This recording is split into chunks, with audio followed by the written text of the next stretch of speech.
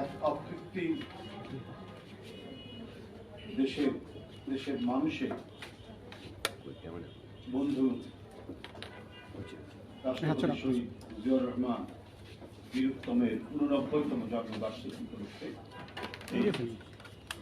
যৌথ সভার আয়োজন করা হয়েছে। এখানে ইতিমধ্যে বলেছে যে যুগ্ম মহাসচিব বৃত উপস্থিত ছিলেন এবং অঙ্গ সংগঠনের প্রেসিডেন্ট সেক্রেটারিরা উপস্থিত রয়েছেন, আহ্বায়ক সদস্য উপস্থিত রয়েছেন এবং ঢাকা মহানগর উত্তর দক্ষিণের আহ্বায়ক সদস্য সচিবরা।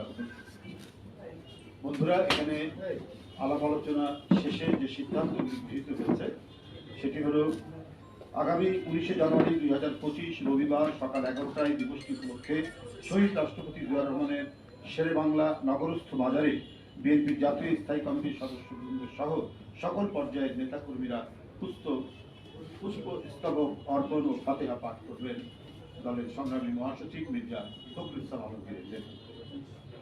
আগামী 19 জানুয়ারি 2025 রবিবার বেলা 2টায় রমনাস্থ ইনস্টিটিউট অফ ইঞ্জিনিয়ার্স বাংলাদেশ মিলনায়তনে আলোচনা সভা অনুষ্ঠিত হবে। আলোচনা সভায় বিএনপির জাতীয় নেতৃবৃন্দ সহ দেশের বরেণ্য ব্যক্তিবর্গ আলোচনা করবে। 19 জানুয়ারি রবিবার শহীদ রাষ্ট্রপতি জিয়াউর রহমানের জন্মবার্ষিকী উপলক্ষে বিএনপি কেন্দ্রীয় কার্যালয় সহ সারা দেশে দলীয় কার্যালয়গুলোতে দলীয় পতাকা উত্তোলন এবং বিএনপি ও অঙ্গ সংগঠনের উদ্যোগে দেশের সকল জেলা, মহানগর, উপজেলা, থানা ও বিভিন্ন ইউনিট সমূহে স্থানীয় সুবিধা অনুযায়ী আলোচনা সভা ও দোয়া মাহফিল অনুষ্ঠিত। বন্ধুরা আমার, এই দিবসটি উপলক্ষে ইতিমধ্যে পোস্টার প্রকাশিত হয়েছে, যা জেলায় জেলায় পাঠানো হয়েছে। ঢাকা মহানগরে ইতিমধ্যে পোস্টার প্রকাশিত হচ্ছে। এছাড়াও দিবসটি উপলক্ষে ওই দিন বিভিন্ন জাতীয় দৈনিক পত্রিকায় ক্রোড়পত্র প্রকাশিত হবে। এছাড়াও আজকের আলোচনান্তে নেতৃবৃন্দ অনেকে বক্তব্য রেখেছেন। তাদের মধ্যে মূলত ঢাকা মহানগর উত্তর এবং দক্ষিণ দিবসটি উপলক্ষে তারা এখানে শীত বস্ত্র বিতরণের কর্মসূচি নিয়েছেন। তারা ব্যাপকভাবে এই কর্মসূচিটি পালন করবেন কয়েকদিন ব্যাপী। এছাড়াও যুবদল বগুড়াতে শহীদ রাষ্ট্রপতি জিয়াউর রহমানের জন্মস্থান, সেখানে তারা শীত বস্ত্র বিতরণ করবে। ওলামা দল দিবসটি উপলক্ষে দোয়া মাহফিল এবং অন্যান্য যে ধর্মীয় অনুষ্ঠানগুলি তারা সেটির আয়োজন করবে। স্বেচ্ছাসেবক দল শীত বস্ত্র বিতরণ করবে। একইভাবে বগুড়ায় শহীদ রাষ্ট্রপতি জিয়াউর রহমানের যেটি জন্মস্থান বাগবাড়ি, সেখানে তারা শীত বস্ত্র বিতরণ করবেন এবং মৌলভীবাজারেও তারা শীত বস্ত্র বিতরণ করবেন। এছাড়াও জাতীয়তাবাদী ছাত্র দল তারা বলেছেন যে সারা দেশের শিক্ষা প্রতিষ্ঠানগুলোতে তারা নানা ধরনের কর্মসূচি শহীদ রাষ্ট্রপতি শহীদ জিয়ার জীবনাবর্ত নিয়ে তারা নানা ধরনের কর্মসূচি, তার জীবন, তার সংগ্রাম, তার যুদ্ধ ইত্যাদি বিষয়ক তারা নানা কর্মসূচি গ্রহণ করবে। বন্ধুরা আমার, এছাড়াও মহিলা দল তারাও বলেছে তারা দোয়া মাহফিলে করবে। এখানে শহীদ রাষ্ট্রপতি জিয়াউর রহমানের আত্মার মাগফিরাত কামনায় এবং আমাদের প্রিয় নেত্রী, দেশনেত্রী, আপসীন সংগ্রামী নেত্রী বেগম খালেদা জিয়া আজকের উন্নত চিকিৎসার জন্য বাইরে অবস্থান করছেন, তার আশু সুস্থতা কামনায় দোয়া অনুষ্ঠিত হবে। এছাড়াও এই দিবসটি যথাযথভাবে পালন করার জন্য আমাদের সিনিয়র নেতৃবৃন্দ সকলকে আহ্বান জানাচ্ছেন। সাংবাদিক বন্ধুরা, আপনারা জানেন যে বাংলাদেশ একটি যুদ্ধ অতিক্রম করে আমরা আমাদের স্বাধীনতা পেয়েছি। যখন রাজনৈতিক সিদ্ধান্ত এবং শূন্যতা বিরাজ করছিল, তখন একজন মেজর কালুরঘাট বেতার কেন্দ্র থেকে তিনি যে স্বাধীনতার ঘোষণা দিয়েছিলেন, এটি ছিল একটি অবিসংবাদিত একটি ঘোষণা। এই ঘোষণার প্রতীক্ষায় ছিল সারা জাতি, কিন্তু সেদিন যাদের কাছ থেকে প্রত্যাশা করেছিল জাতি তাদের কাছ থেকে পায়নি। সেই সমস্ত রাজনৈতিক নেতৃবৃন্দের কাছ থেকে সেই প্রত্যাশিত ঘোষণা পায়নি। একজন মেজর জাতির এই আকাঙ্ক্ষা, জাতির এই উপলব্ধি, জাতির এই বোধকে উপলব্ধি করে ধারণ করে তিনি দেশের স্বাধীনতা ঘোষণা দিয়েছে। তখন থেকে শুরু হয় মুক্তিযুদ্ধ।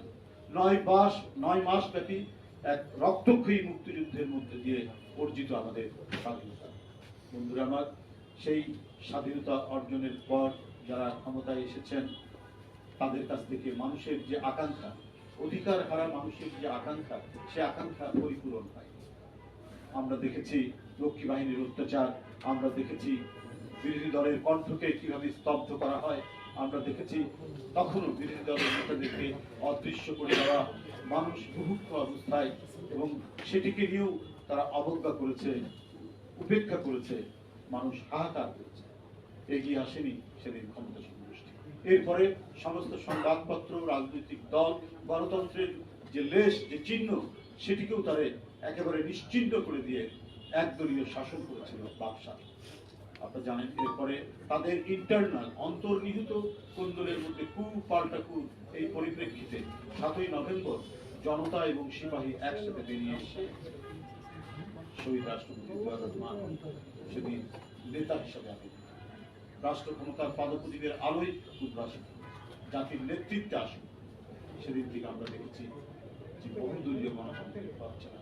আমরা দেখেছি সেদিন যে কিভাবে গণতন্ত্রকে পুনঃপ্রতিষ্ঠা করা হয়েছে, কিভাবে অসংখ্য পত্রিকা, সেই সময় মানে ঢাকা সহ সারা দেশে প্রায় 500টির অধিক পত্রিকা চালু করা হয়েছে, এবং মুক্ত কণ্ঠে মুক্তভাবে সরকারের সমালোচনা করতে। এই শুরু হলো পথ চলা, এবং এটা জনকই হচ্ছেন শহীদ রাষ্ট্রপতি। অবাধ সুষ্ঠু নির্বাচনের মধ্যে দিয়ে প্রথম রাষ্ট্রপতি নির্বাচিত হন জিয়াউর রহমান। এরপরে সংসদ নির্বাচন হয়। জিয়াউর রহমানের রাজনীতির মূল দর্শনটা ছিল হচ্ছে সার্বভৌমত্ব রক্ষা, স্বাধীনতা সুরক্ষা এবং বহুদলীয় গণতন্ত্রের চর্চা। এই যে দর্শন, এই দর্শনের জায়গাটিকে তিনি নিশ্চিত করে রাষ্ট্রের গণতান্ত্রিক বিকাশ সাধনের জন্য কাজ করেছে। কিন্তু যারা এই দেশকে নিয়ে ছিনিমিনি খেলতে চায়, যারা নিজেদের স্বাধীনতা বিক্রি করে নিজেদের ক্ষমতাকে সুরক্ষিত করতে চায়, তাদের কাছে এই জিনিসটা ভালো লাগে, এবং তাদের যারা প্রভু, বাহিরের প্রভু, তাদের কাছে ভালো লাগে। এরপরে ষড়যন্ত্র চক্রান্তের মধ্যে দিয়ে শহীদ রাষ্ট্রপতি জিয়াউর রহমানকে হত্যা করা হয় চট্টগ্রাম সার্কেল। বন্ধুরা, আবার গণতন্ত্রকে হত্যা করা হলো, স্তব্ধ করে দেওয়া হলো গণতন্ত্রের পথ। সেদিন আমরা দেখলাম একজন ঘর থেকে বেরিয়ে এসে জনগণের কাতারে নেতৃত্বের আসীন, তিনি আমাদের প্রিয় নেত্রী, আপসীন নেত্রী, দেশনেত্রী।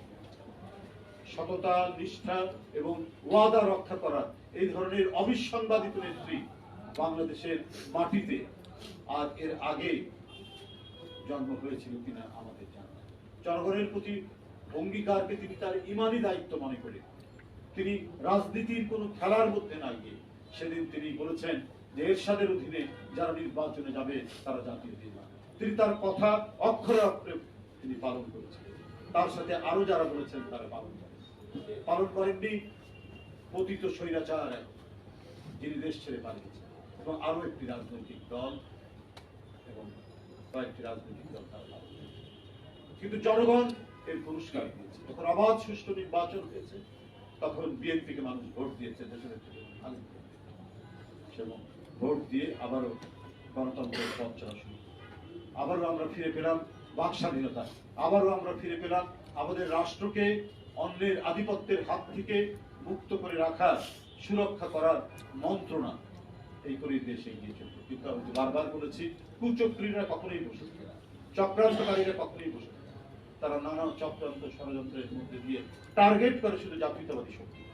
এই টার্গেট করা জাতীয়তাবাদী শক্তিকে করার কারণে তারা দেশের অনেক ক্ষতি সাধন করে আবারও গণতন্ত্রের পথ চলাকে তারা স্তব্ধ। আমরা মঈনুদ্দিন ফখরুদ্দিনের আমরা আমল দেখলাম, যেটা ছিল শেখ হাসিনার আন্দোলনের ফসল। তখন থেকে শুরু হলো একের পর এক কি করে এদেশের মানুষকে বন্দী করে রাখা যায়, খোয়ারের মধ্যে রাখা যায় সেই প্রচেষ্টা। তারপরে প্রায় 15.5 বছর গোটা জাতিকে আটকে রাখা হলো পশুর মতো খোয়ারের মধ্যে। না ছিল কথা বলার স্বাধীনতা, না ছিল চলাচলের স্বাধীনতা, না ছিল নির্ভয়ে আমরা আমাদের কণ্ঠ থেকে আমাদের ধ্বনি প্রকাশ করার ক্ষমতা। সমস্ত কিছুকে আটকে দেওয়া হলো।